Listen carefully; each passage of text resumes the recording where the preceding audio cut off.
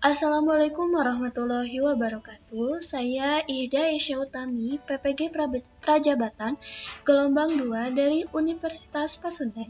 Di sini saya akan menjelaskan mengenai strategi dalam mewujudkan pemikiran Kiai Hajar Dewantara dalam pendidikan berpihak pada murid.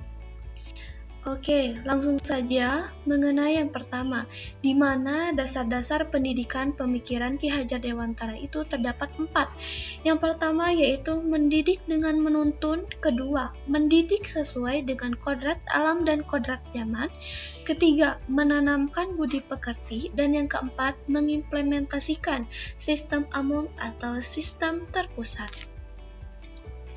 Menuju dasar yang pertama, yaitu mendidik dengan menuntun.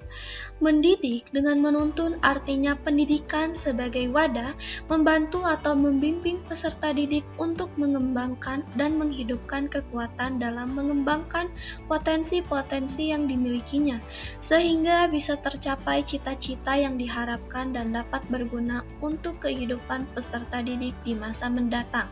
Pendidikan sebagai sistem PAMONG memberikan arah kepada peserta didik agar dapat menemukan kemerdekaan dalam belajar, sehingga yang mana guru atau pendidik dalam pendidikan merupakan sebagai pambong, memberikan arahan kepada peserta didik sesuai dengan pengalaman dan juga penelaahan sebelumnya dari pendidik.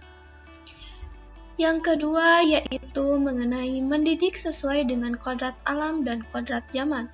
Pada abad ke-21 ini dihadapkan pada kondisi di mana perkembangan teknologi sangatlah cepat dan tentunya memberikan pengaruh yang besar pada kehidupan manusia, baik pengaruh positif maupun negatif. Namun, dengan adanya kodrat alam dan kodrat zaman sebagai dasar pendidikan anak, maka kita sebagai pendidik memiliki filter dalam memberikan pengajaran. Pendidikan sejatinya menumbuhkan mencapai kekuatan kodrat peserta didik sesuai dengan kodrat alam dan kodrat zamannya. Nah, dalam kodrat zaman sekarang di mana teknologi sangat berkembang pesat. Oleh karena itu, peserta didik banyak sekali menggunakan teknologi tersebut. Sehingga kita sebagai pendidik harus bisa dalam teknologi agar bisa memfilter apa yang didapatkan oleh peserta didik dalam teknologi tersebut. Sehingga dalam pembelajaran pun bisa menggunakan teknologi agar menyesuaikan dengan alam dan juga zamannya. Dan yang ketiga yaitu menanamkan budi pekerti. Menanamkan budi pekerti atau karakter merupakan proses untuk membentuk dan mengembangkan sikap dan perilaku yang baik dalam diri peserta didik, yang terus berlanjut dan berkembang sepanjang hidup. Bisa dikatakan berhasil jika peserta didik sudah dapat menunjukkan perubahan tingkah laku ke arah yang lebih baik, di mana akan terjadi keseimbangan antara cipta, kognitif, karsa, afektif, sehingga dapat membuat suatu karya psikomotor. Keselarasan hidup dilatih menggunakan kesadaran diri yang baik tentang kekuatan dirinya. Kemudian dilatih mengelola diri agar mampu memiliki kesadaran sosial bahwa ia tidak hidup sendiri dalam kekuatan sosial, sehingga membentuk keputusan yang bertanggung jawab dalam kemerdekaan dirinya dan kemerdekaan orang lain psikomotor. Dan yang keempat, mengimplementasikan sistem AMONG.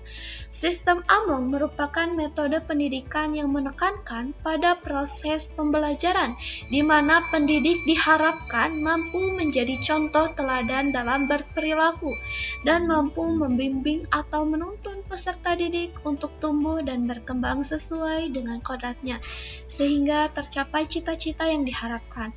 Metode yang menekankan pada proses pembelajaran yaitu Ingarso Sungtolodo, Ingmadyo Mangunkarso, dan Tutwuri Handayani. Untuk Ingarso Sungtolodo, guru memahami secara utuh mengenai yang dapat dibantu kepada peserta didik dan menjadi teladan dalam budi pekerti dan tingkah laku. Jadi seorang guru memahami karakteristik dan juga kebutuhan peserta didik agar guru bisa memberikan kebutuhan yang dibutuhkan oleh peserta didik dan menjadi teladan agar peserta didik bisa menemukan tingkah laku dan budi pekerti yang baik.